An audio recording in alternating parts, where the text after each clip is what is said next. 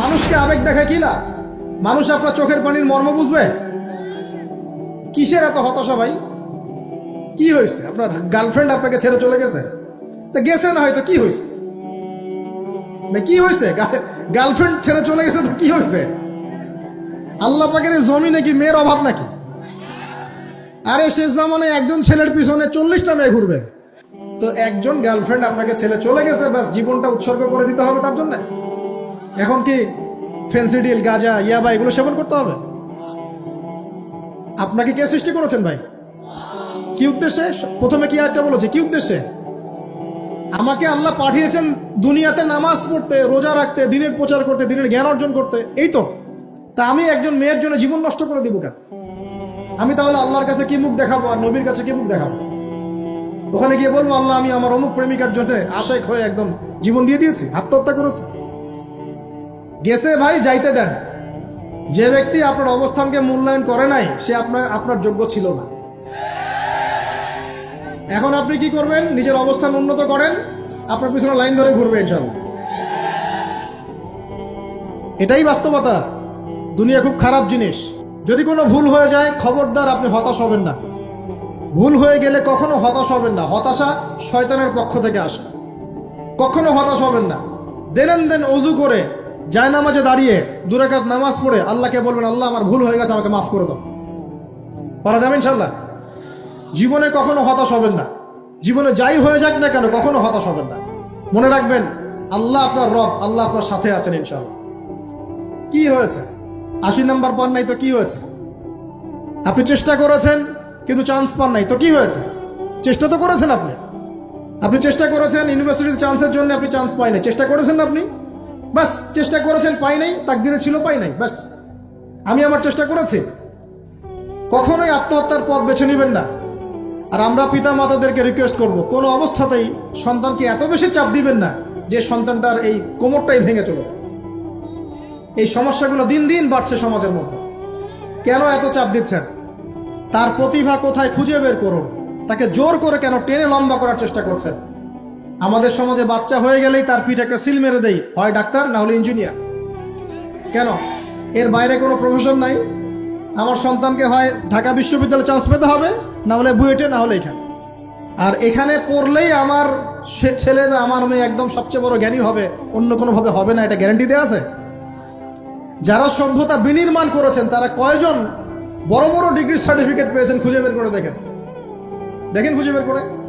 আমরা ফিলোসফির মধ্যে যে ফিলোসফারদের হিস্ট্রি পড়েছিলাম, তাদের মধ্যে বেশিরভাগই দেখা যায় স্কুলেও যায় নাই, কলেজেও যায় নাই। আছে না? এমন আছে। আমি বলছি না আপনারা যাবেন না, আমি বলছি জ্ঞানের মানদণ্ড এটাই নয় যে আমার সার্টিফিকেট অর্জিত হয়েছে। সার্টিফিকেটটাই জ্ঞানের মানদণ্ড নয় তো। হ্যাঁ, প্রতিযোগিতার একটা জগৎ আছে, আমাকে সে জগৎ উতরাতে হবে। আপনি চেষ্টা করবেন, যদি না হয় তাকদীরে ছিল, হয় নাই, বাস হয় নাই। আমাকে আল্লাহ পাঠিয়েছেন তার ইবাদত করার জন্য, এখানে আত্মহত্যা করার জন্য আল্লাহ আমাকে পাঠান নাই। আমার জীবন যদি দিতেই হয় তাহলে আল্লাহর জন্য দিব ইনশাআল্লাহ। ঠিক আছে কথা? ব্যাস, দুনিয়ার জন্য নয়। আল্লাহ পাক বোঝার তৌফিক দান করুন। নবী সাল্লাল্লাহু আলাইহি ওয়াসাল্লাম বলেছেন, 5টা জিনিস আসার আগেই 5টা বিষয়কে মূল্যায়ন করো। 1, তোমার বার্ধক্য আসার আগেই তোমার যৌবনকে মূল্যায়ন করো। যৌবনের গুরুত্ব পেলেন তো এবার? তোমার মৌত আসার আগেই তোমার জীবনকে মূল্যায়ন করো। সচ্ছল থাকা অবস্থাতেই অসচ্ছলতাকে মূল্যায়ন করো। অসচ্ছলতা আসার আগেই সচ্ছলতাকে মূল্যায়ন করো। অসুস্থতা আসার আগেই সুস্থতাকে মূল্যায়ন করো। এবং এই যে কথাটা বললাম যে তোমার বার্ধক্য আসার আগেই যৌবনকালটাকে মূল্যায়ন করো। এই হাদিসগুলোর মধ্যে আমরা সংক্ষিপ্ত পরিসরে যৌবনকালের গুরুত্ব পাচ্ছি কিনা ভাই? এখন এই যৌবনকালটা আমাদের কাটানো উচিত আল্লাহ পাকের ইবাদতের মধ্য দিয়ে। এই যৌবনকালটা আমাদের কাটানো উচিত কয়েকটা বিষয়ের মধ্য দিয়ে। তার মধ্যে আমি 10টা পয়েন্ট আপনাকে বলবো। কয়টা ভাই? 10টা। 1, এই যৌবনকালে সবার আগে আমাদের কর্তব্য হচ্ছে দ্বীনের ইলম অর্জন করা। কি করা ভাই? দ্বীনের ইলম অর্জন বলতে আমি কি বোঝাচ্ছি?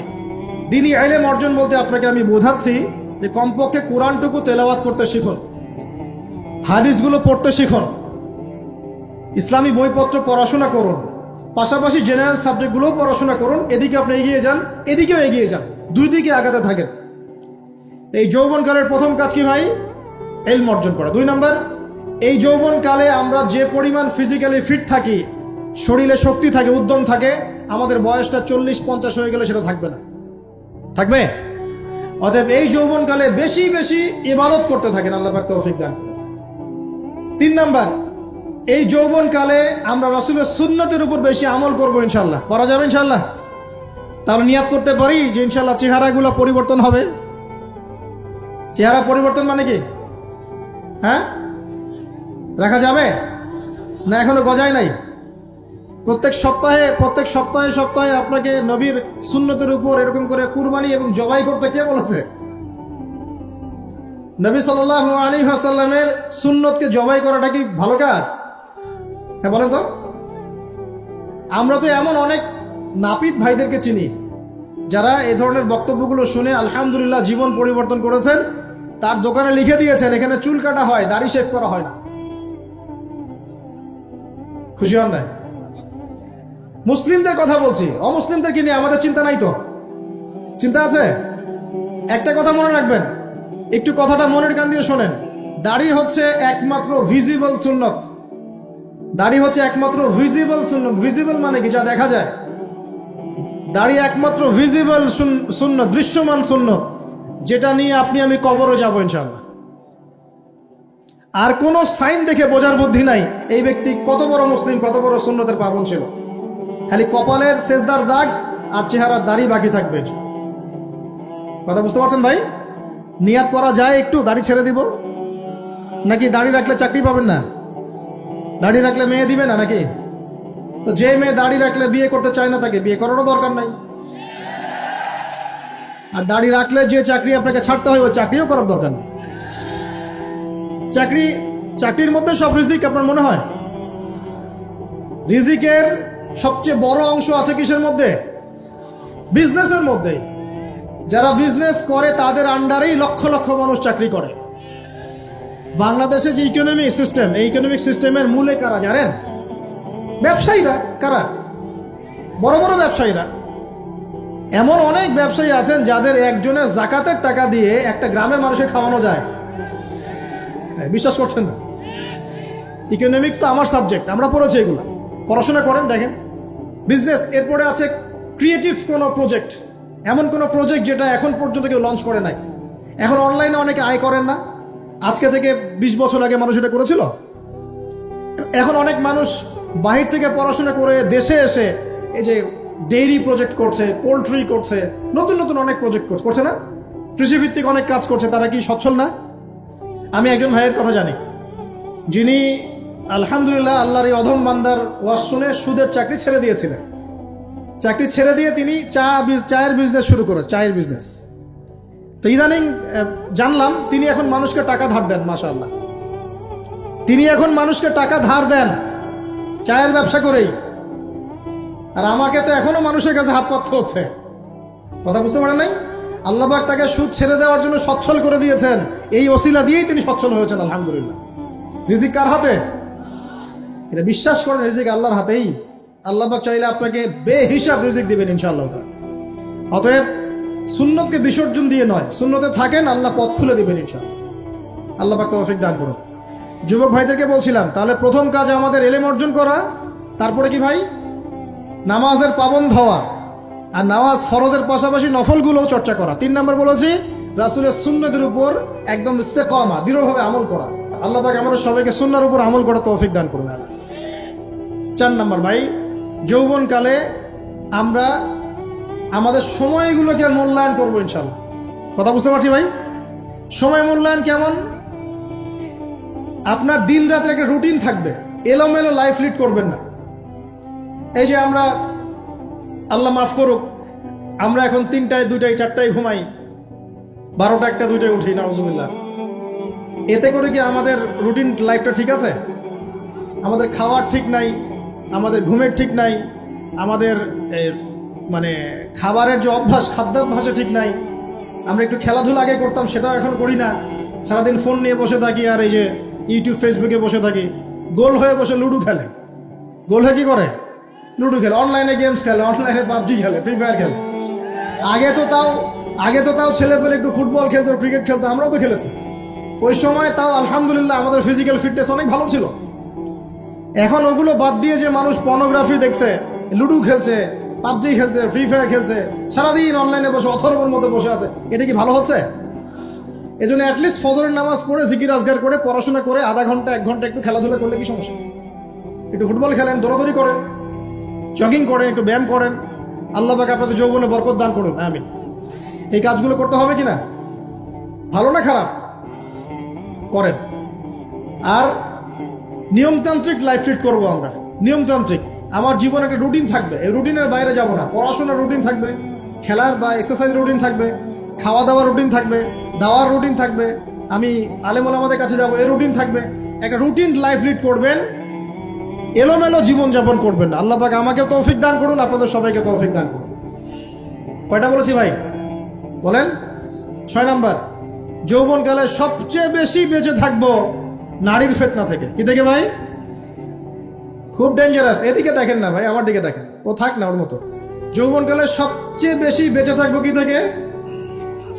একটা হাদিস বলি, নবী সাল্লাল্লাহু আলাইহি ওয়াসাল্লাম বলেছেন, মা তারাকতু বা'দি ফিতনাতান আদাররু আলা রিজালি মিনান নিসা।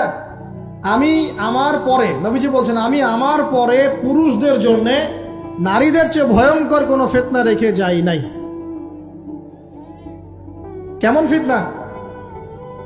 আপনি একটু অনেস্টলি বলেন তো দেখি, যে আমরা যারা পর্নোগ্রাফিতে টুকটাক আসক্ত বা এ ধরনের অনলাইনে বা অফলাইনে এ ধরনের হারাম সম্পর্কের সাথে আছি, মন থেকে কি আপনি ফিল করেন যে আল্লাহ আপনার সাথে আছে? বলেন তো দেখি, অনেস্টলি বলেন। আপনি যখন নামাজ পড়ে বাসায় ফিরে যান, ফিরে যেতে যেতে যদি আপনার চোখে খারাপ কিছু পড়ে, আপনার মনের নূরটা নষ্ট হয়, আপনি বুঝতে পারেন না? বুঝতে পারেন না? যখন আপনি এরকম হারাম কোনো সম্পর্কে আছেন, নাউজুবিল্লাহ, আপনার মনটা যে শক্ত হয়ে গেছে, আপনি বুঝতে পারেন না? আল্লাহর ওয়াস্তে নারী জাতির ফিতনা থেকে সর্বোচ্চ দূরত্ব অবলম্বন করবেন। আল্লাহ পাক তৌফিক দান করুন। কি করব তাহলে আমরা? ওই যে বলেছি, হালাল সম্পর্ক করতে পারলে হালাল, যদি করতে না পারি সবর করবেন। কি করবেন? সবর করবেন, ভালো কাজে ব্যস্ত থাকবেন, বেশি বেশি রোজা রাখবেন। কি করবেন? বেশি বেশি রোজা রাখবেন। সোমবারে রোজা রাখবেন, বৃহস্পতিবারে রোজা রাখবেন। এভাবে আপনি আপনার জীবনটা গুছিয়ে নেন, আল্লাহ পাক প্রবৃত্তিকে নিয়ন্ত্রণ করার ক্ষমতা দিবেন ইনশাআল্লাহ। এরপরেও যদি ভুল হয়ে যায়, হতে পারে এই যুগটা ফিতনার যুগ, চরম ফিতনার যুগ। যদি কোনো ভুল হয়ে যায়, খবরদার আপনি হতাশ হবেন না। ভুল হয়ে গেলে কখনো হতাশ হবেন না। হতাশা শয়তানের পক্ষ থেকে আসে, কখনো হতাশ হবেন না। দেন অজু করে জায়নামাজে দাঁড়িয়ে 2 রাকাত নামাজ পড়ে আল্লাহকে বলবেন, আল্লাহ আমার ভুল হয়ে গেছে, আমাকে মাফ করে দাও।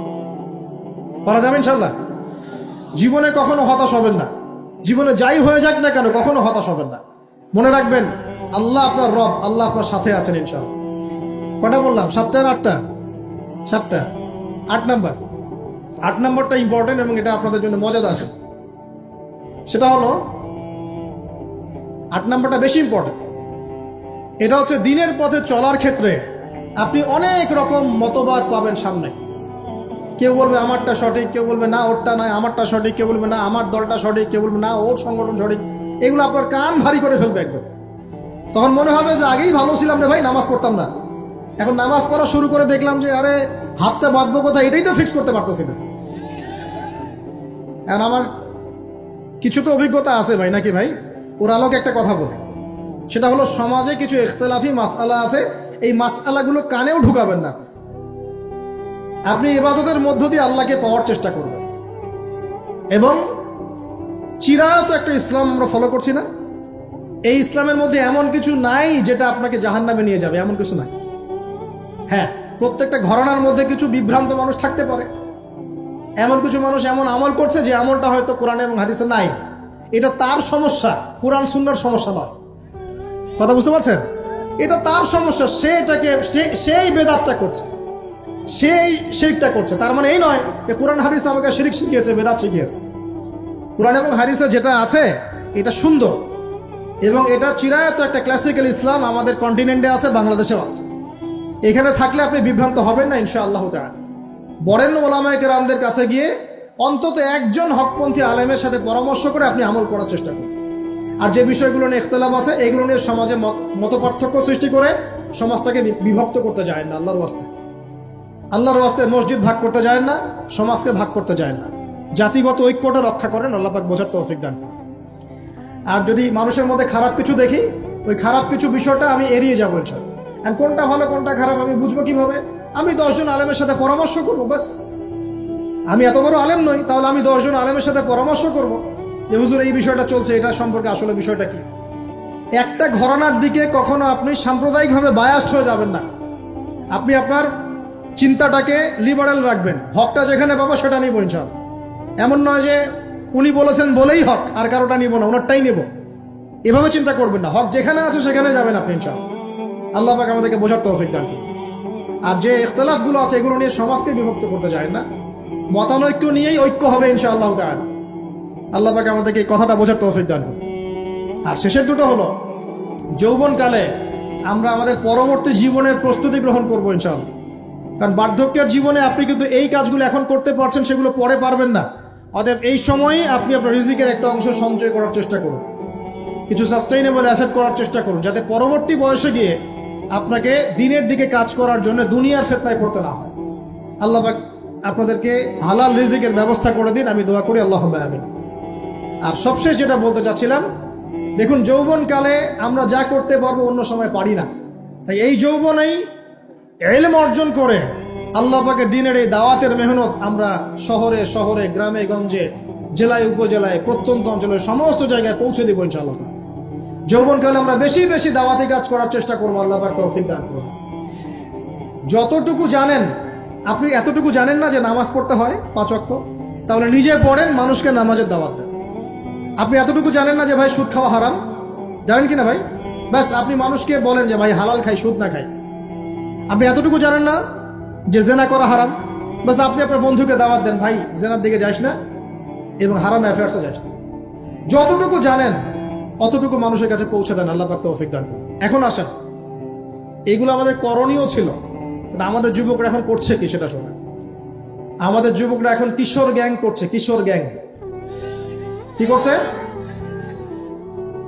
আপনাদের পরিবারের কর্তা যারা আছেন তাদেরকে আমি একটু রিকোয়েস্ট করবো, আপনার সন্তানের দিকে খেয়াল রাখেন। আপনার সন্তানকে যত ছোট মনে করছেন, আপনার সন্তান এখন এত ছোট নয়। কিশোর বয়সে সে এমন পাপও করে ফেলেছে যা আপনি এখনো করেন নাই।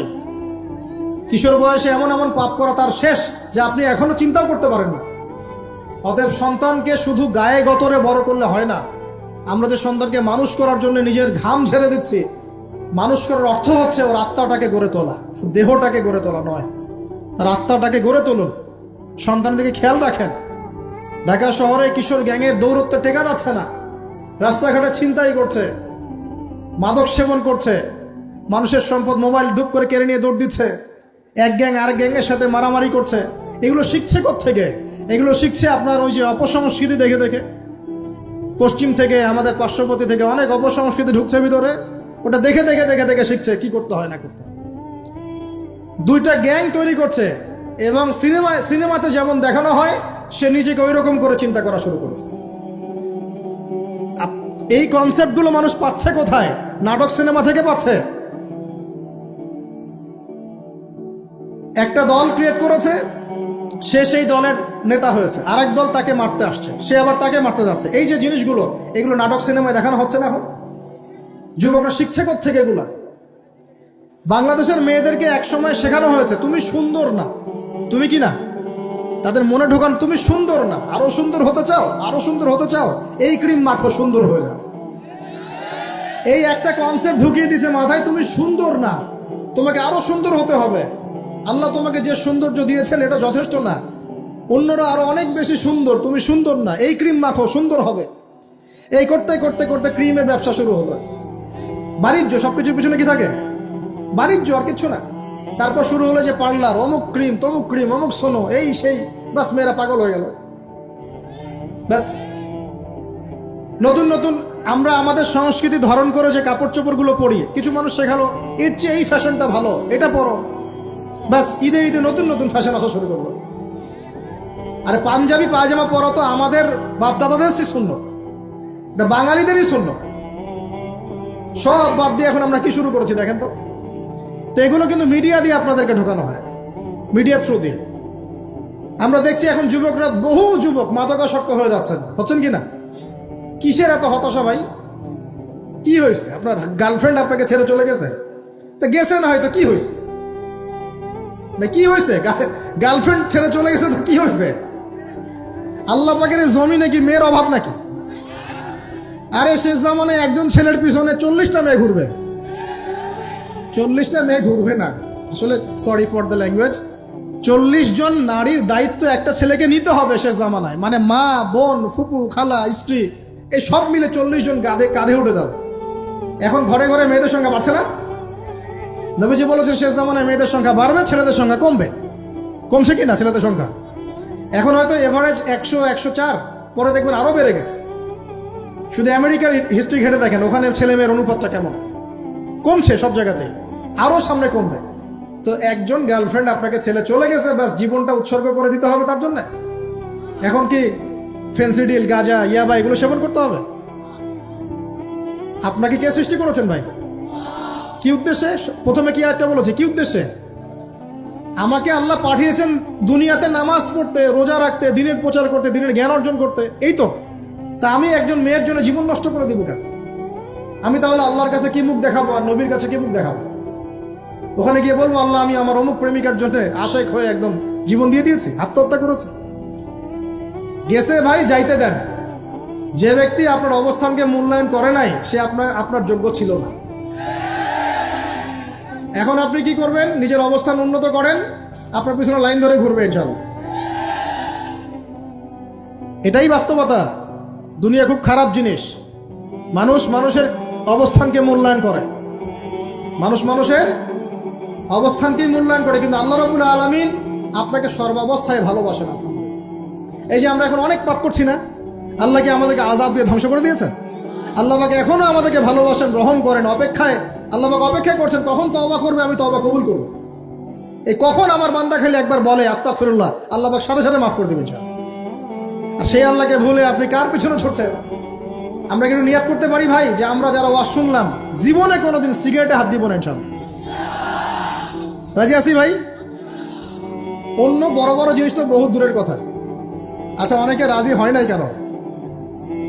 আপনারা কি অলরেডি আসক্ত? আমি অনেক ভাইকে দেখেছি মাশাআল্লাহ ইফতার খুলেই একদম বেনসন টানা শুরু করে। হ্যাঁ, এটা যে হারাম আপনাদের কেউ ওয়াজ করে শোনায় নাই? এটাকে কি মনে করেন আপনারা, হারাম না হালাল? কেউ বলেছে মাকরু, নাকি মাকরু ফতোয়া দিয়েছে?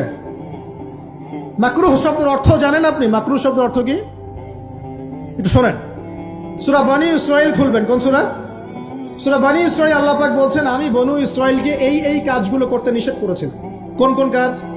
জেনা করো না, জেনার ধার কাছে যেও না, এতিমের মাল আত্মসাৎ করো না, শিরিক করো না, ইত্যাদি। যারা আলেম আছেন তারা আমার কথা বুঝবেন। এই কাজগুলোর পরে আল্লাহ পাক বলছেন যে এই প্রত্যেকটা কাজ আল্লাহর কাছে মাকরুহ, অপছন্দ। কিসের? অপছন্দ। তাহলে এটাকে আপনি সহজ মনে করছেন? নিয়াত করি আল্লাহ পাকের সন্তুষ্টির জন্য আমরা কোনোদিনও মাদকের সাথে সম্পৃক্ত হব না ইনশাআল্লাহ। আর বিশ্বাস করেন, শুধুমাত্র মাদকদ্রব্য নিয়ন্ত্রণ অধিদপ্তর এই আইন কানুন এগুলো দিয়ে, জরিমানা দিয়ে মানুষকে মাদক ছাড়ানো যাচ্ছে না, যাবে না। কেন যাবে না এটা আপনারা খুব ভালো করেই জানেন, আমি বলতে চাচ্ছি না। অনেক সময় মাদক বিরোধী কনসার্ট করে মানুষ, মাদক বিরোধী কনসার্টে ওঠার আগে এক বোতল ডাইল খেয়ে আসে। এগুলো কি বাস্তব কথা বলছি না অবাস্তব কথা বলছি? আমাদের যুবক ভাইরা কোশ্চিন কালেও মাদকের ধার কাছে যাবেন না ইনশাআল্লাহ।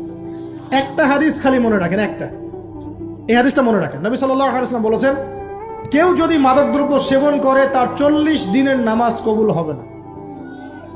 সিগারেট একটা খেয়েছি, 40 দিন নামাজ নাই। এরপর যদি সে তওবা করে আল্লাহ মাফ করে দিবে ইনশাআল্লাহ। আবার যদি মাদক খায় আবার 40 দিন কবুল হবে না। যদি আবার তওবা করে আল্লাহ মাফ করে দিবেন। আবারও যদি খায় আবারও 40 দিন কবুল হবে না। আবারও তওবা করলে আল্লাহ আবার মাফ করে দিবেন। চতুর্থবার সে যদি মাদক খায়, আল্লাহ রাসূল সাল্লাল্লাহু আলাইহি ওয়াসাল্লাম বলছেন আল্লাহ পাক কিয়ামতের মাঠে তাকে তিনাতুল খাবাল পান করাবেন। কি পান করাবেন? তিনাতুল খাবাল। সাহাবীরা বললেন ইয়া রাসূলুল্লাহ এটা কি? তিনাতুল খাবাল কি? নবী সাল্লাল্লাহু আলাইহি ওয়াসাল্লাম বলছেন এটা হচ্ছে জাহান্নামীদেরকে আযাব দেওয়ার পর তাদের রক্ত মাংসের যে পুঁজ বের হবে, এই যে ড্রিঙ্কস, জাহান্নামের হার্ড ড্রিঙ্কস, এই ড্রিঙ্কসের নাম হলো তিনাতুল খাবাল। আল্লাহ পাক আমাদের সবাইকে মাদক থেকে বাঁচিয়ে রাখুন। হতাশা মাদক দিয়ে দূর হয় না। হতাশা দূর হবে, বলে দিব, তিনটা জিনিস, মাত্র তিনটা। কয়টা ভাই? এক, 5 ওয়াক্ত নামাজ। এক কি? নামাজে আপনি অজু করে সিজদা দেন, ইনশাল্লাহ আপনার মনে প্রশান্তি না আসলে আমাকে এসে বলেন যে আসে নাই। চোখের পানি, মনের আবেগ যা আছে আপনার ভিতরে, কষ্ট, দুঃখ, যন্ত্রণা, সব আল্লাহকে ঢেলে দিবেন ইনশাল্লাহ। নিজের আবেগ ধরে রাখবেন এখানে, আপনি আল্লাহর জন্য ঢেলে দিবেন। মানুষকে আবেগ দেখে কি লাভ? মানুষ আপনার চোখের পানির মর্ম বুঝবে? মানুষ কি মানুষের চোখের পানির মর্ম বোঝে? আপনার পিতা যদি মারা যায়, আমার কাছে এসে দোয়া চান কান্নাকাটি করে, আমি দোয়া করতে পারবো, কিন্তু আমি কিন্তু আপনার ফিলিংসটা বুঝতে পারবো না। আপনার অনুভূতি কে বুঝতে পারবেন?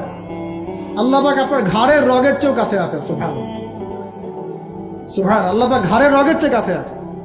গতকালকে বাংলাদেশের একজন বরেণ্য আলেমের সাথে একটা কনফারেন্সে ছিলাম। উনি বলছিলেন যে এক ব্যক্তি, এটা শোনেন, এক ব্যক্তি খুব তার শখ যে তিনি সাহাবীদের মতো নামাজ পড়া শিখবেন। কথা বুঝতে পারছেন? সাহাবীদের মতো নামাজ শিখবেন। তো একজন বরেণ্য আলেমের কাছে এসেছেন, এসে বলছেন যে আমাকে সাহাবীদের মতো নামাজ শিখিয়ে দেন। তখন সেই আলেম আরেকজন আলেমের সন্ধান দিয়েছেন, যে তুমি তার কাছে যাও, তিনি শেখাবেন। তো সেই ব্যক্তি একটু অবাক হয়েছেন, কারণ যাকে প্রশ্ন করেছিলেন তিনি অনেক বড় মুহাদ্দিস, আর যার কাছে পাঠানো হচ্ছে তিনি অত বড় মুহাদ্দিস নন, কিন্তু আবেদ, আমল করেন। তাকে গিয়ে বলছেন উনি আমাকে পাঠিয়েছেন সাহাবীওয়ালা নামাজ শিখিয়ে দেন। তখন তিনি বলছেন ঠিক আছে, সুন্দর করে অজু করে আসো, সুন্দর করে অজু করে আসো। অজু করার সময় খালি খেয়াল রাখবা যে আমি অজু করছি শুধু আল্লাহর সন্তুষ্টির জন্য। কি খেয়াল রাখবেন? অজু করছি শুধু আল্লাহকে রাজি খুশি করার জন্য অজু করছে, আর কোনো উদ্দেশ্য নাই আমার। অজু করতে যাচ্ছে, তিনি আবার বলছেন দাঁড়াও, শুধু আল্লাহকে রাজি খুশি করার জন্য অজু করো। আবার শুরু করছেন, আবার বলছেন শোনো, শুধু আল্লাহকে রাজি খুশি করার জন্য অজু করো। এভাবে বলতেই আছেন, নামাজে দাঁড়িয়েছেন, দাঁড়ানোর আগে বলছেন শোনো, শুধু আল্লাহকে রাজি খুশি করার জন্য নামাজ পড়ো। বলতেই আছেন। এক পর্যায়ে সে ব্যক্তি নামাজ শুরু করলো, নামাজে মনোযোগ এদিক ওদিকে যায়, আর তার মাথায় এটা আসে, এই শুধু আল্লাহকে রাজি খুশি করার জন্য আমাকে নামাজ পড়তে হবে, শুধু আল্লাহকে রাজি খুশি করার জন্য নামাজ পড়তে হবে। এই চিন্তা তার মনের মধ্যে ঘুরপাক খাচ্ছে। এভাবে নামাজটা সে শেষ করেছে। শেষ করে চিন্তা করছে যে নামাজ তো পুরোপুরি মনোযোগ দিতে পারলাম না। বারবার মাথার মধ্যে এরকম চিন্তা আসছে, আল্লাহ আমাকে তো মাফ করে দাও, নামাজটা আমার মনে হলো না ঠিক মতো।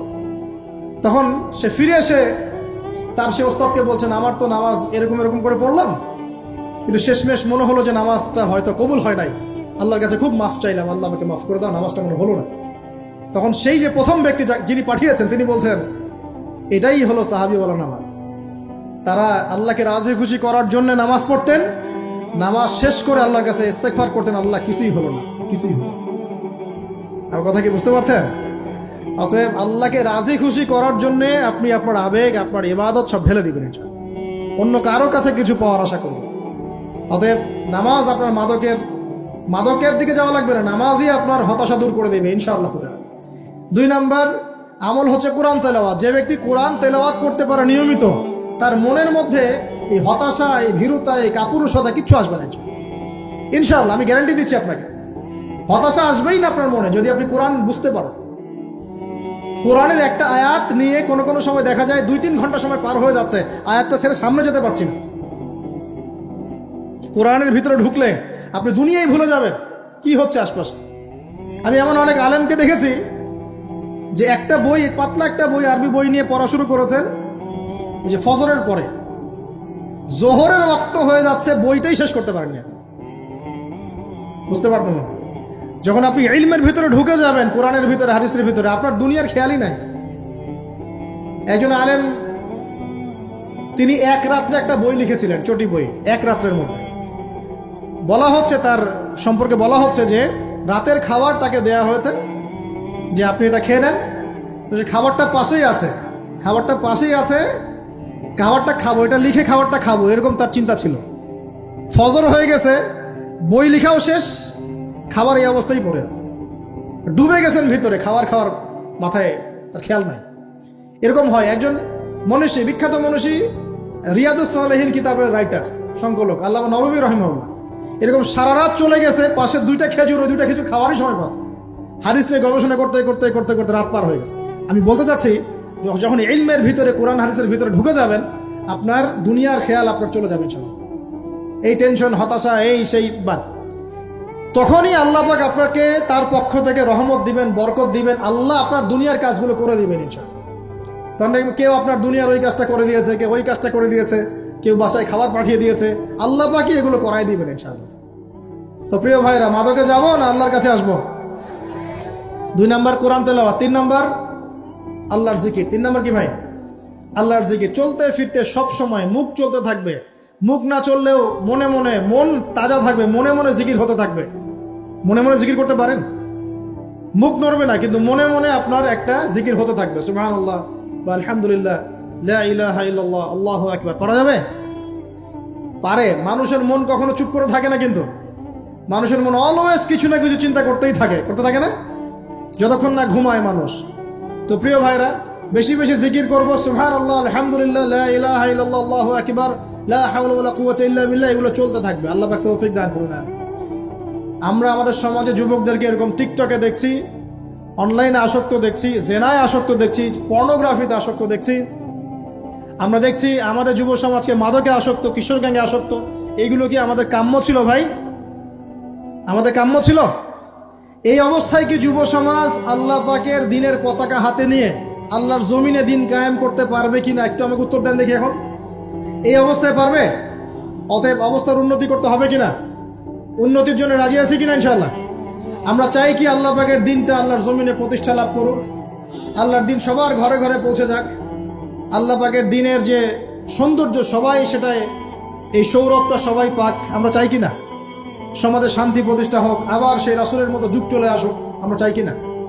অতএব আমাদের সবাইকে যৌবনের এই প্রলোভনগুলো থেকে বেরিয়ে এসে আল্লাহ পাকের ইবাদতে আত্মনিয়োগ করতে হবে। আল্লাহ পাক আমাদের সবাইকে তৌফিক দান করুন, বলি আমিন। আমাদের সবাইকে আল্লাহ রাব্বুল আলামিন কোরআন এবং হাদিসের গভীর জ্ঞান অর্জন করার তৌফিক দান করুন, বেশি থেকে বেশি ইবাদত করার তৌফিক দান করুন। আল্লাহ পাক সবাইকে হারাম সমস্ত রিজিক থেকে বাঁচিয়ে রাখুন, জেনা, ব্যভিচার এবং নারীর ফিতনা, মাদক থেকে আল্লাহ বাঁচিয়ে রাখুন। আল্লাহ পাক আমাদের সবাইকে হালাল রিজিক, হালাল সম্পর্ক যথেষ্ট করে দিন।